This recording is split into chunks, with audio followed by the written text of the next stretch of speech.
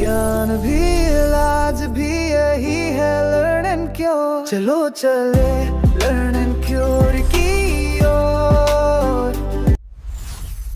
क्या आपका भी मूलांक 3 और भाग्यांक 5 है? अगर हैं तो जानिए आपकी किस्मत क्या कहती है। आपके जीवन के रहस्य क्या क्या है? क्या आप भी अपने जीवन में स्टेबिलिटी और सक्सेस चाहते हैं तो बृहस्पति और बुध का संयोग बना सकता है आपको एक सफल व्यक्ति। ये सब जानने के आप इस वीडियो में लास्ट तक मेरे साथ बने रहिएगा। मैं आपको आपके नेचर और पर्सनैलिटी से लेकर स्पिरिचुअल पर्सपेक्टिव यानी आध्यात्मिक दृष्टिकोण तक के बारे में जानकारी दूंगी। मूलांक 3 यानी ड्राइवर नंबर 3 वाले लोग वो होते हैं जिनका जन्म किसी भी महीने की 3, 12, 21 या 30 तारीख को हुआ होता है। वहीं भाग्यांक 5 यानी कंडक्टर नंबर 5 की बात करें तो जो ओवरऑल डेट ऑफ बर्थ जैसे date of birth, month of birth और ईयर ऑफ बर्थ तीनों के नंबर्स को ऐड करने पर जो टोटल आएगा उसे सिंगल डिजिट में कन्वर्ट करेंगे। कन्वर्ट करने के बाद यदि टोटल 5 आता है तो उस व्यक्ति का भाग्यांक 5 होगा। मैं उमा लर्न एंड क्योर की पूरी टीम की तरफ से आप सभी का हार्दिक अभिनंदन करती हूं और वीडियो को कंटिन्यू करते हुए बताती हूं कि मूलांक 3 का स्वामी ग्रह बृहस्पति यानी जुपिटर है, जो नॉलेज, एजुकेशन, मोरालिटी और स्पिरिचुअलिटी का प्रतीक है। भाग्यांक 5 का स्वामी बुध यानी मरकरी है, जो इंटेलिजेंस, कम्युनिकेशन, बिजनेस, आर्ग्यूमेंट और मेंटल स्पीड का प्रतीक है। गुरु और बुध का संयोग ऐसा मेल है जिसमें नॉलेज और तर्क का संतुलन होता है। यह व्यक्ति जीवन में अनेक अनुभवों से सीखते हैं और उन्हें लॉजिकली प्रेजेंट करने में सक्षम होते हैं। मूलांक 3 और भाग्यांक 5 का संयोग दो पावरफुल ग्रहों बृहस्पति और बुध से जुड़ा होता है। यह कॉम्बिनेशन व्यक्ति को वाणी, इंटेलिजेंस, एजुकेशन, लीडरशिप और कम्युनिकेशन के फील्ड में स्पेशल बनाता है।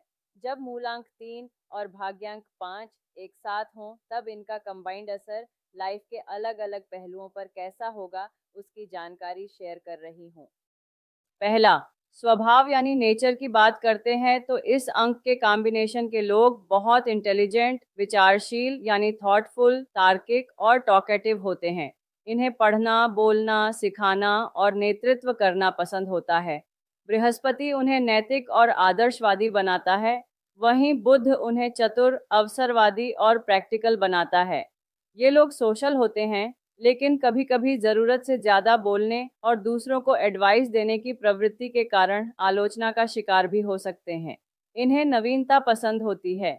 ये एक ही जगह या स्थिति में अधिक समय तक नहीं टिक पाते। दूसरा, करियर और प्रोफेशनल लाइफ की बात करें तो ये लोग एजुकेशन, एडमिनिस्ट्रेशन, लेखन, media, marketing, public relation, teaching, politics, psychology, counselling, ज्योतिष, बिजनेस मैनेजमेंट जैसे फील्ड्स में सफल हो सकते हैं। इनके पास क्लियर थिंकिंग, कम्युनिकेशन पावर और नेतृत्व की क्षमता होती है। यदि ये खुद का बिजनेस शुरू करें तो सफल हो सकते हैं, विशेषकर वो बिजनेस जिसमें कम्युनिकेशन, नेटवर्किंग और एक्सप्रेशन ऑफ आइडियाज शामिल हों। इन्हें बार बार नई चीजें सीखने की चाह होती है, इसलिए ये एक ही क्षेत्र में सीमित नहीं रहते। तीसरा है प्रेम और मैरिड लाइफ। प्रेम संबंधों में ये लोग अट्रैक्टिव, इमोशनल और रोमांटिक होते हैं। इन्हें संवाद और बौद्धिक मेल की आवश्यकता होती है जिससे वे अपने लाइफ पार्टनर के साथ एक स्ट्रॉन्ग रिलेशन बना सकें। हालांकि इनकी अत्यधिक स्वतंत्रता की भावना और बदलते विचार मैरिड लाइफ में अनस्टेबिलिटी ला सकते हैं। इन्हें ऐसा पार्टनर चाहिए जो इनकी थिंकिंग और डिस्कशन में बराबरी कर सके। सही तालमेल न हो तो विवाह में संघर्ष हो सकता है। चौथा है जीवन की चुनौतियाँ। इनका सबसे बड़ा चैलेंज होता है स्थिरता की कमी। बुध ग्रह की स्पीड और गुरु ग्रह की ज्ञान के प्रति इनकी प्यास इन्हें एक जगह टिकने नहीं देती। कभी कभी ये अधूरे कार्यों और अधूरी योजनाओं से घिरे रहते हैं। ज़रूरत से ज़्यादा बोलना, दूसरों को अनावश्यक सलाह देना या खुद को श्रेष्ठ मानना भी संघर्ष का कारण बन सकता है। इन्हें सीखना होता है कि केवल आइडिया ही नहीं, एग्जीक्यूशन भी जरूरी है। पांचवा है भाग्य और सफलता। इनका भाग्य 32वें या 41वें वर्ष में विशेष रूप से चमकता है। एजुकेशन, कम्युनिकेशन और बिजनेस के फील्ड में भाग्य अच्छा साथ देता है। यदि ये लोग डिसिप्लिन रहकर अपनी एनर्जी को एक दिशा में फोकस्ड करें तो जीवन में बहुत ऊंचाइयां पा सकते हैं। इनकी किस्मत तब साथ देती है जब ये अपने ज्ञान को व्यवहार में उतारते हैं। छठा है हेल्थ रिलेटेड संभावित समस्याएं।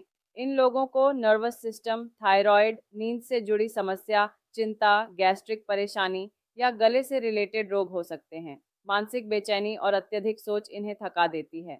उपाय के रूप में हरे रंग का प्रयोग करें, विशेषतः बुधवार को तुलसी का सेवन करें। हर गुरुवार को गरीबों को पीले वस्त्र या भोजन दान करें। ओम ब्रह्म बृहस्पतये नमः और ओम बुम बुधाय नमः का जाप करें। पुस्तकें या ज्ञान का दान करें। कम बोलना और सुनना सीखें। और सातवां और आखिरी है आध्यात्मिक दृष्टिकोण यानी स्पिरिचुअल पर्सपेक्टिव। गुरु और बुध दोनों ही अध्यात्म से गहरे जुड़े ग्रह हैं। यह संयोग व्यक्ति को विवेक, तर्क और विश्वास का संतुलन प्रदान करता है। ये लोग ध्यान, मंत्र, योग और दर्शन में रुचि रखते हैं। अध्यात्म इनके लिए एक बौद्धिक अनुभव होता है, केवल आस्था नहीं। ये गहरे विषयों में उतरते हैं और ज्ञान के माध्यम से आत्मबोध की ओर अग्रसर होते हैं। इन्हें चाहिए कि ध्यान और मौन का अभ्यास करें, जिससे आंतरिक शांति प्राप्त हो। अब इनकी लाइफ की समरी बता देती हूँ। मूलांक 3 और भाग्यांक 5 के जातक इंटेलिजेंट, कन्वर्सेशनल, सोशल और लीडरशिप क्षमता से भरपूर होते हैं। इनका जीवन डायनामिक, आइडिया ओरिएंटेड और एक्सपीरियंस से भरा होता है।